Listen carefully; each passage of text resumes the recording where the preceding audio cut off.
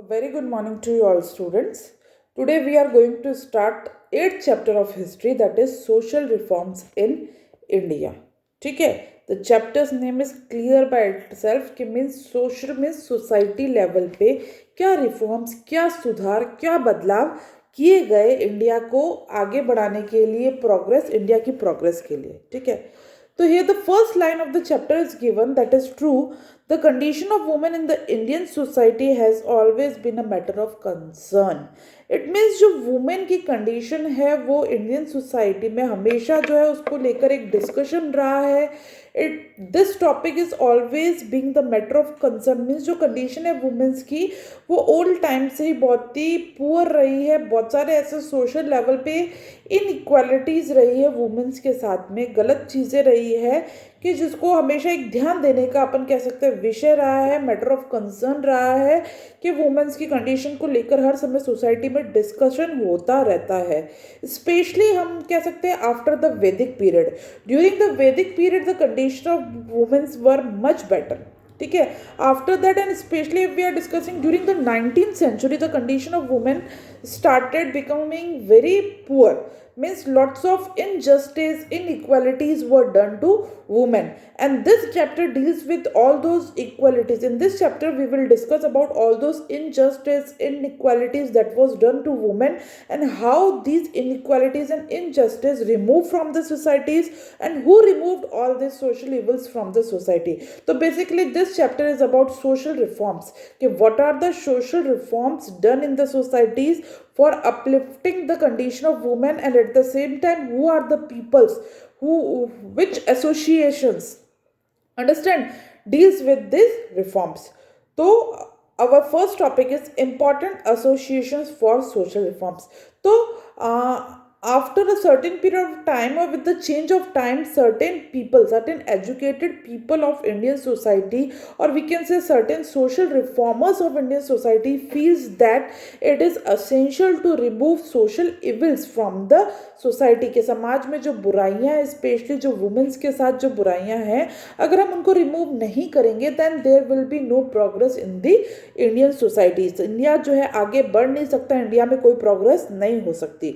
तो अगर इंडिया को प्रोग्रेस करना है तो इक्वालिटी होनी चाहिए. इक्वालिटी होने के लिए जो है वुमेन्स की पोजीशन अपलिफ्ट होनी चाहिए, और समाज में जो भी बुराइयां फैली हुई है, जो अंधविश्वास, सुपरस्टिशन मीन्स जो अंधविश्वास, इविल्स मीन्स जो बुराइयां कहाँ पे समाज पे फैली हुई है, तो उनको जब तक हम दूर नहीं करेंगे, इंडिया के लोगों की मेंटलिटी को इम्प्रूव नहीं करेंगे, चेंज नहीं करेंगे, तब तक जो है प्रोग्रेस नहीं हो सकता, देश आगे नहीं बढ़ सकता. तो basically now we are going to study about certain association कि कौन कौन certain association and certain social reformers के who are the social reformers who took step for the upliftment of the society, for bringing the equality in the society, for the upliftment of the women, who are the peoples who involved with which associations. तो कुछ associations के बारे में भी हम पढ़ेंगे.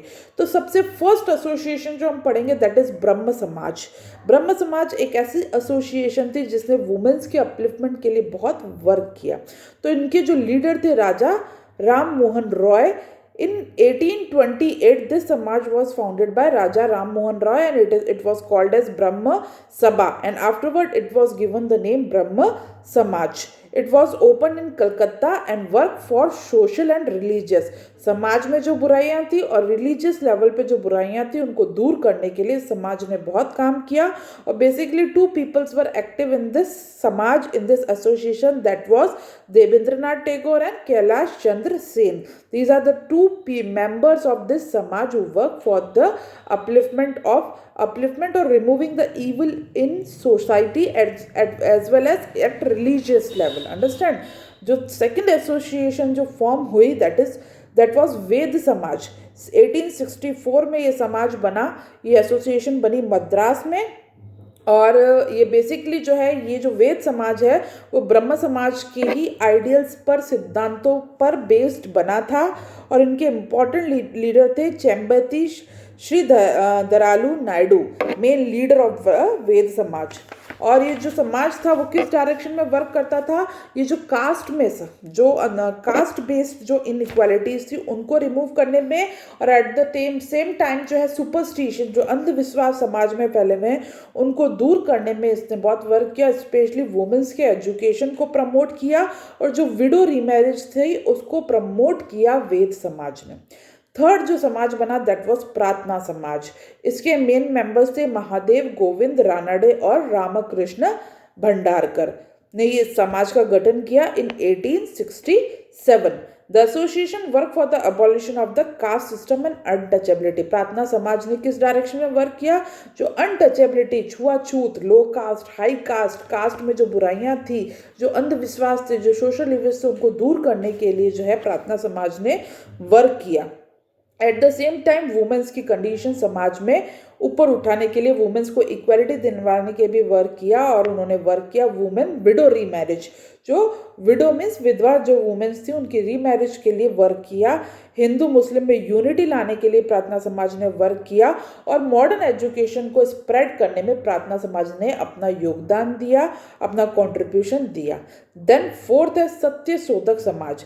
1873 में ये एस्टेब्लिश हुआ। किसने एस्टेब्लिश किया इसको, ज्योतिराव गोविंदराव फूले ने इसको एस्टेब्लिश किया, जिनको महात्मा फूले और ज्योतिबा भी अपन के नाम से भी जानते हैं।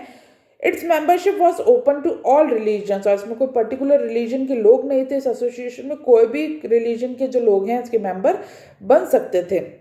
और बेसिकली इस एसोसिएशन ने वर्क किया कास्ट इक्वालिटी दिलाने के लिए। जो ऑप्रेस्ड क्लास है, जो अनटचेबल्स है, जो हरिजन्स हैं, उनको अपलिफ्ट करने के लिए समाज ने वर्क किया। देन था आर्य समाज। आर्य समाज के फाउंडर थे स्वामी दयानंद सरस्वती और 1875 में इस एसोसिएशन को बनाया गया। और बेसिकली ये एसोसिएशन काम करता था विडो रीमैरिज के लिए। देन है रामकृष्ण परमहंस मिशन। स्वामी विवेकानंद ने इसको बनाया था और 1897 में बनाया था। और ये वर्क करता था, ये एसोसिएशन वर्क करती थी सोशल और रिलीजियस दोनों रिफॉर्म के लिए। इनके गुरु थे स्वामी रामकृष्ण परमहंस। ठीक है, तो ये सारी एसोसिएशंस के बारे में हमने पढ़ा। अब अपनी नेक्स्ट हेडिंग है रिफॉर्म मूवमेंट फॉर वुमेन। अब वुमेन्स के लिए रिफॉर्म, कौन कौन से रिफॉर्म मूवमेंट्स किए गए, वुमेन्स की कंडीशन को अपलिफ्ट करने के लिए, वुमेन्स को इक्वलिटी दिलाने के लिए, वुमेन्स के खिलाफ जो सोशल इवल्स है उनको रिमूव करने के लिए क्या क्या स्टेप्स लिए गए। ठीक है, तो सबसे पहले तो हम ये देखेंगे कि कौन कौन से जो है सोशल इविल्स जो वुमेन्स के साथ होते थे। तो सबसे पहले प्रैक्टिस ऑफ सती प्रथा पुराने टाइम में फैली हुई थी। किसी वुमेन के हस्बैंड की डेथ हो जाती है तो उसको जिंदा ही जला दिया जाता था हस्बैंड की चिता के साथ, तो इसको अपन बोलते हैं सती प्रथा। आज इमेजिन करो अपना थोड़ा सा हाथ जल जाता है तो अपन को कैसे लगता है बेटा, तो एक जिंदा इंसान को पूरा जला दिया जाए तो ये एक तरीके से इविल ही है, गलत है, बुराई है। तो ये वुमेन्स के साथ होता था, तो ये एक तरह से गलत था। देन था the pitiable condition of women's की विडोज, जो विडो वुमेन्स थी उनकी बहुत ही दयनीय स्थिति थी।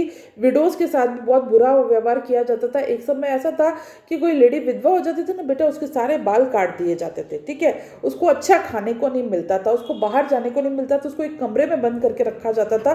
तो एक जिंदा इंसान के साथ ऐसे। अब देखो कोरोना टाइम चल रहा है, कोरोना टाइम में जब हमको थोड़ा टाइम घर में रहने को लगा तो हमको कैसा फील होता है कि हम जो है बाउंड हो गए, हम कहीं जा नहीं पा रहे, हम कुछ एंजॉय नहीं कर पा रहे। तो पूरी लाइफ टाइम स्पेशली जो है उस समय चाइल्ड मैरिज भी था। चाइल्ड मैरिज में अगर बचपन में कोई लड़की विडो हो जाए तो उसको पूरी जो लाइफ है जब तक वो जिएगी उसको उस तरीके से रहना, एक कलर की साड़ी पहनना, एक ही कमरे में रहना, मतलब रूखा सूखा कोई भी खाना खाना, बाल सारे उसके शेव कर दिए जाते। तो these are the wrong things, evils. Then lack of education. पुराने टाइम में गर्ल्स की एजुकेशन पे बिल्कुल ध्यान नहीं दिया जाता था, चाइल्ड मैरिज हो जाती थी। फिर एक दे रखा फीमेल इन्फेंटिसाइड। पुराने टाइम में जो है पहले से ही जो लोग पता करते थे कि स्टमक में, जो मदर के स्टमक में बेबी गर्ल तो नहीं है, अगर बेबी गर्ल है तो उसको मदर के वॉब में मार दिया जाता था। तो ये भी एक तरीके से जो है इविल, सोशल इविल प्रिवेल कर रहा था। फिर है पॉलीगैमी, मतलब एक जो है मैन को ये अलाउ था कि वो एक से ज़्यादा शादी कर सकता है, वाइफ रख सकता है। तो ये भी गलत था एक तरीके से। और एक था पर्दा सिस्टम वुमेन्स के लिए। कैद करके रखा जाता था पर्दा सिस्टम में।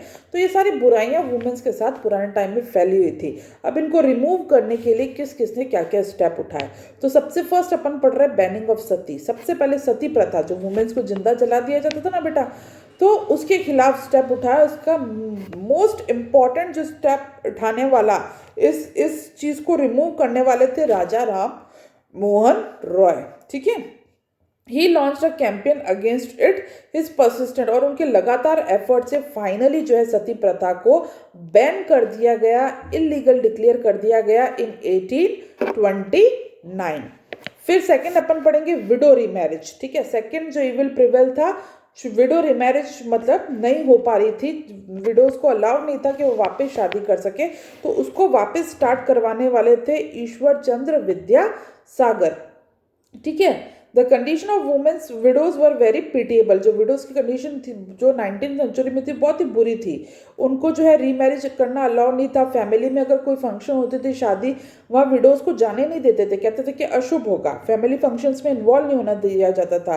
तो विडोज की कंडीशंस को अपलिफ्ट करने के लिए, विडो रीमैरिज को लीगल बनाने के लिए ईश्वर चंद्र विद्यासागर ने स्टेप उठाए और फाइनली 1856 में एक एक्ट बना हिंदू विडोज रीमैरिज, जिससे विडोज को अलाउ कर दिया गया कि अगर कोई भी विडो अपनी मर्जी से दूसरी शादी करना चाहे तो वो कर सकती है। और इसी डायरेक्शन में ईश्वर चंद्र विद्यासागर के अलावा काम करने वाली थी पंडिता रामाबाई रानडे। ठीक है, उन्होंने अपना पूरा जो लाइफ है वो विडो रीमैरिज के कॉज में, वुमेन्स के राइट दिलाने में लगा दिया। और उन्होंने वुमेन्स के लिए जो है पूना में एक घर भी बनाया था विडोज के लिए स्पेशली, जहाँ पे विडोज को जो है रहने की जगह दी जाती थी और उनको वोकेशनल ट्रेनिंग दी जाती थी, मतलब सिलाई की और इस तरह की ट्रेनिंग कि वो सेल्फ डिपेंडेंट हो जाए, किसी पर डिपेंड नहीं रहे। ठीक है, फिर वुमेन्स के अपलिफ्टमेंट के लिए, गर्ल्स के अपलिफ्टमेंट के लिए एजुकेशन को कंपल्सरी कराया गया, क्योंकि जब तक एक लड़की एजुकेट नहीं होगी, वो अपने राइट्स को नहीं समझेगी और राइट्स के लिए आवाज़ नहीं उठाएगी, तब तक उनको सोसाइटी में equality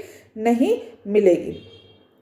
you will wonder to know that girls were not given, मतलब बेसिक एजुकेशन पुराने समय में गर्ल्स को नहीं दी जाती थी और गर्ल्स को डिस्करेज किया जाता था कि अगर तुम स्कूल जाओगी तो तुमको अच्छा हस्बैंड नहीं मिलेगा, तुम्हारे को हस्बैंड मिलेगा ही नहीं, और हस्बैंड मिल भी गया तो तुम्हारा हस्बैंड जल्दी मर जाएगा, यंग एज में, जवानी में ही मर जाएगा। तो इस तरीके की जो है मान्यताएं, अपन कह सकते हैं बुराइयां फैली हुई थी, सोच फैली हुई थी कि अगर लड़कियों को पढ़ा दिया तो लड़की के हस्बैंड की डेथ हो जाएगी या उसकी शादी नहीं होगी। ठीक है, तो इस डायरेक्शन में वर्क किया महात्मा फूले ने, सावित्री फूले ने, ईश्वर चंद्र विद्यासागर ने वुमेन्स को, गर्ल्स को एजुकेशन दिलाने के लिए, उनकी कंडीशन को इम्प्रूव करने के लिए बहुत सारे वर्क किए। इन 1848 ज्योतिबा फूले ने एक गर्ल्स स्कूल खोला, स्पेशली लोअर कास्ट की गर्ल्स के लिए स्कूल उन्होंने खोला। विद्यासागर ने भी स्कूल खोला। He was closely associated, Vidyasagar जो फॉलो करते थे वो लॉर्ड ड्रिंक वाटर बैथून के जो है अपन कह सकते हैं सिद्धांतों पे चलते थे। Who started the first school for girls in Calcutta, और फर्स्ट स्कूल विद्यासागर ने कलकत्ता में इन 1849 में ओपन किया। जिस तरह से नॉर्थ में इस तरीके से काम हो रहा था और साउथ में कंदुकुरी वीर सलिंगम नाम के जो इंसान थे, उनको जो है साउथ का विद्यासागर, जैसे नॉर्थ में ईश्वर चंद्र विद्यासागर ने गर्ल्स का अपलिफ्टमेंट किया, साउथ में कंदुकुरी वीर सलिंगम ने किया, और साउथ का विद्यासागर उनको कहा जाता था वुमेन्स के अपलिफ्टमेंट के लिए। उन्होंने बहुत सारे स्कूल्स ओपन की गर्ल्स एजुकेशन के लिए। नेक्स्ट जो इवल था, law against child marriage. Child marriage एक इविल था, उसके खिलाफ लॉ बनाए गए कि बचपन में किसी भी लड़की की मैरिज नहीं होनी चाहिए। और फाइनली चाइल्ड मैरिज को रोकने के लिए भी एक एक्ट बना इन 1929, जिसमें ये डिसाइड हो गया कि जब तक एक लड़की 18 साल की नहीं हो जाती और एक बॉय 21 ईयर्स का नहीं हो सकता, उनकी मैरिज नहीं हो सकती, वो चाइल्ड मैरिज मानी जाएगी, उसके खिलाफ एक्शन लिया जाएगा। फर्दर जो है चैलेंजिंग द कास्ट सिस्टम, जो अपन कह सकते हैं कास्ट इनइक्वालिटी समाज में पहले फैली हुई थी। ब्राह्मण्स हाई कास्ट, जो हरिजन्स हैं वो लो कास्ट, तो एक साथ वो बैठ के खाना नहीं खा सकते। जहाँ पे जो है ब्राह्मण्स जहाँ से पानी भरते थे कुएं से, वहाँ से हरिजन नहीं भर सकते। हरिजन जो है मंदिरों में नहीं जा सकते। जो हमारी पवित्र पुराण है, हरिजन उनको नहीं पढ़ सकते। संस्कृत भाषा को ग्रहण नहीं कर सकते, संस्कृत को नहीं पढ़ सकते। तो इस तरीके के सुपरस्टिशन, अंधविश्वास जो फैले हुए थे, इतना ज़्यादा किसी कास्ट को नीचा दिखाना, दैट वॉज रॉन्ग। सब ह्यूमन बींग है, एक ही तरीके से पैदा होते हैं, एक तरह से खाते हैं, एक तरह से रहते हैं, तो सबके लिए समाज इक्वल होना चाहिए। तो ये नहीं है कि ब्राह्मण परिवार में कोई पैदा हो गया तो वो स्पेशल हो गया, ठीक है। तो इस तरीके की जो वो चीज़ें फैली हुई थी उसके खिलाफ जो है समाज में किस किस एरिया में किस तरीके से किसने जो है आवाज़ उठाई। तो सबसे पहले अपन देख रहे हैं ईस्टर्न इंडिया में, ठीक है। Caste inequalities had also created a barriers in social growth. Raja Ram Mohan Roy realise that the reform of Indian society had to be preceded by reform of Hindus itself. Raja Ram Mohan Roy का मानना था कि जब तक कास्ट इनइक्वालिटीज दूर नहीं होगी तब तक समाज आगे नहीं बढ़ सकता, इंडिया आगे नहीं बढ़ सकता। और अगर कास्ट इनइक्वालिटीज को हटाना है, कास्ट रिफॉर्म्स लाने हैं, तो सबसे पहले हिंदुइज्म को लोगों को सिखाना होगा। जो हिंदुइज्म को लेकर लोगों में गलतफहमियां उसको दूर करना होगा। ही believe that Hinduism should be free from the control of ब्राह्मण। उनका मानना था कि हिंदुइज्म सिर्फ ब्राह्मण अपनी प्रॉपर्टी समझते हैं कि ब्राह्मण ही जो है हिंदू है, बाकी कोई नहीं है। तो ये जो गलतफहमी है इसको दूर करना होगा। Who opposed progress and were responsible for the oppression of the lower caste। उनका मानना था कि ब्राह्मण्स ही जो है लोअर कास्ट को बहुत ज़्यादा जो है प्रेस करते हैं, दबाते हैं, उनके साथ गलत करते हैं। He realized that to break free from the shackles of the caste system and the meaningless rituals of religion, people should be introduced। उनका मानना था राजा राम मोहन रॉय का कि जब तक लोगों को असली हिंदुइज्म के बारे में, असली हिंदुइज्म टेक्स्ट बुक्स नहीं अवेलेबल करवाई जाएगी, एक्चुअल में हिंदू धर्म क्या है उससे लोगों को रूबरू नहीं कराया जाएगा, तब तक लोग सुपरस्टिशन में, अंधविश्वास में, गलतफहमियों में जीते रहेंगे और हिंदुइज्म को गलत तरीके से समझते रहेंगे। लोग जो है हाई कास्ट लो क्लास को फॉलो कर लेते रहेंगे। तो लोगों को हिंदुइज्म सिखाने के लिए उन्होंने क्या किया, बुक्स को ट्रांसलेट करना शुरू किया।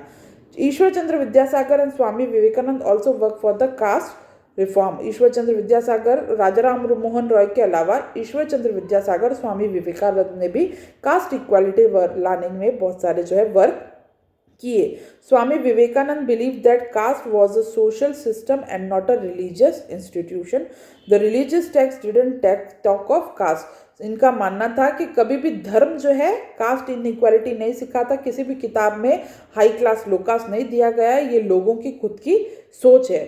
What made a person superior was not caste. मतलब कोई भी पर्सन जो है कास्ट के बेसिस पे सुपीरियर नहीं होना चाहिए, बल्कि अपने कर्मों से सुपीरियर और इन्फीरियर होना चाहिए। He said that the Hindu religion text. उनका मानना था कि हिंदू रिलीजन टेक्स्ट जो है, हिंदू बुक्स है, जो हमारे पुराण है, वो कभी भी हमको जो है हाई कास्ट लो क्लास नहीं सिखाते हैं। ये था ईस्ट में इन लोगों ने वर्क किया। वेस्टर्न इंडिया में किस किस ने कास्ट सिस्टम को, कास्ट इनइक्वालिटीज को दूर करने के लिए काम किया। तो वेस्टर्न पार्ट में थे गोपाल हरि देशमुख, ज्योतिबा रामकृष्ण भंडारकर, एम.जी. रानडे और रामाबाई रानडे, ठीक है। ये प्रोमिनेंट लीडर थे जिन्होंने कास्ट इक्वालिटीज लाने की कोशिश की। Jyotiba propagated caste equality and work to uplifting the status of untouchables. He was against the dominance of the Brahmin priest. Brahmin priest जो डोमिनेट करते थे और अनटचेबल्सिटी को फॉलो करते थे, हाई क्लास लो क्लास मानते थे, उसके अगेंस्ट थे Jyotiba Phule. He open many schools for people considered low in the, जो लोग माने जाते थे उन लोगों के लिए उन्होंने बहुत सारे स्कूल खोले। अब साउथ में, साउथ इंडिया में किस किस ने वर्क किया, तो Kandukuri Veeresalingam was one of the most important social reformers in South India. He started a Telugu में उन्होंने एक न्यूज़पेपर स्टार्ट किया, लोगों को मैसेज देने के लिए जर्नल लिखना शुरू किया सोशल रिफॉर्म के लिए और कास्ट इक्वलिटी के लिए। चेम्बती श्री दयालु Naidu also protest against the caste system. Sri Narayan Guru was another reformer of South. He had experienced the operation. Shri Narayan गुरु ने खुद जो है अनटचेबिलिटी को अपने साथ जो है कास्ट इनइक्वालिटी को फील किया था, इसलिए उन्होंने अनटचेबिलिटी के खिलाफ आवाज़ उठाई। जो अनटचेबल्स को अलाव नहीं था कि वो संस्कृत जो है पवित्र लैंग्वेज है, ब्राह्मण की लैंग्वेज है, उन्होंने इस चीज़ को न मान के संस्कृत भाषा का पूरा एजुकेशन ली। ही बिल्ड, उन्होंने बहुत सारे टेम्पल्स खोले जिसमें देवी देवता को न बिठा के उन्होंने किसको बिठाया, पत्थर को रखा। पत्थरों पे उन्होंने क्या लिखा, उन्होंने मैसेज लिखा, here is the place where all people live in fraternity without caste distinction and religious rivalry. कि ये ऐसी जगह है, मंदिरों पे उन्होंने लिखा जहाँ पे सभी धर्म के लोग भाईचारे के साथ बिना किसी कास्ट और रिलीजियस इनइक्वालिटी के रह सकते हैं। He founded an association in 1902 called Shri Narayana Dharma Paripalana योगम दैट पॉपुलराइज्ड हिज बिलीफ। उन्होंने एक धर्म की एक एसोसिएशन बनाई, जैसे आगे अपन ने वेद समाज पढ़ा, ब्रह्म समाज पढ़ा ना, वैसे नारायण गुरु ने भी एक समाज बनाया जिस समाज ने किस डायरेक्शन में वर्क किया, one cast one religion one God, सभी रिलीजन बराबर है, सभी कास्ट बराबर है और सबके गॉड बराबर है, कोई हाई क्लास कोई लो क्लास नहीं है। उनके अलावा reformers like E V Ramaswamy Naicker, K Kelappan and J K Madhavan fought for the right of the untouchables to enter temple. जो अनटचेबल्स को टेम्पल में नहीं जाने दिया जाता था ना, उनके अधिकारों के लिए इन लोगों ने लड़ाई लड़ी।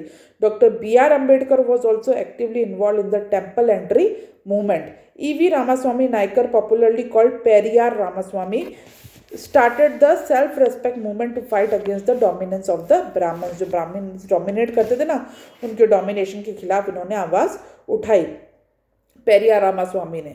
The fight against untouchability, untouchability के लिए, छुआछूत के लिए मेन लड़ाई किसने लड़ी, महात्मा गांधी ने और डॉक्टर B.R. अम्बेडकर, भीमराव अम्बेडकर ने।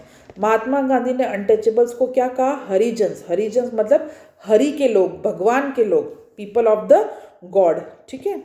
He called people of the so-called low caste Harijans or children of God. He founded the All India Untouchability League and started the Weekly Harijan। उन्होंने हरिजन्स के नाम से एक न्यूज़पेपर लिखना शुरू किया, weekly newspaper. Dr. B.R. Ambedkar wanted to end untouchability, caste discrimination and the exploitation of the Harijan. He founded several general to spread। और B.R. Ambedkar ने भी हरिजन्स को प्रोटेक्ट करने के लिए, अपने मैसेज जो स्प्रेड करने के लिए बहुत सारे जनरल्स लिखे। Between 1927 and 1932, he led his followers in a series of non-violent campaign to assert the right of the touchable to enter temple and draw. जो अनटचेबल्स को टेम्पल में एंट्री नहीं दी जाती थी और सेम जो है वेल से वाटर नहीं लेने दिया जाता था, उसके खिलाफ उन्होंने बहुत सारे जो है अहिंसा बेस्ड जो है मूवमेंट लड़े। तो all this chapter is about social reform. I think very easy chapter, you can read and understand and if you have any doubt you can ask. Question answers and other exercise I will send you in next class.